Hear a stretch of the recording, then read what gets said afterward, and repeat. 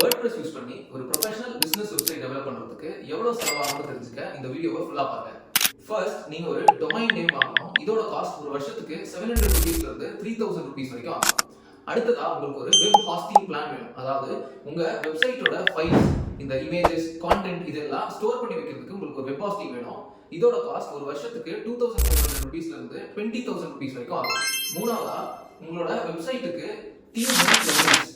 இந்த themes and பிளகின்ஸை பொறுத்த வரைக்கும் உங்களுக்கு தேவையான ஃபீச்சர்ஸ் அண்ட் ஃபங்க்ஷனாலிட்டிஸை பொறுத்து இதோட காஸ்ட் 5000 rupees ல இருந்து 20000 rupees வரைக்கும் ஆகும்.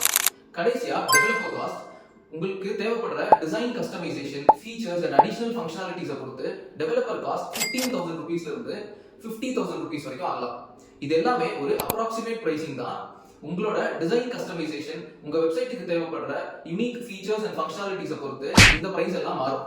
நீங்க ஒரு WordPress வெப்சைட் ப்ரொஃபஷனலா டெவலப் பண்றதுக்கு எவ்வளவு செலவு பண்ணுவீங்கன்றத கமெண்ட்ல சொல்லுங்க.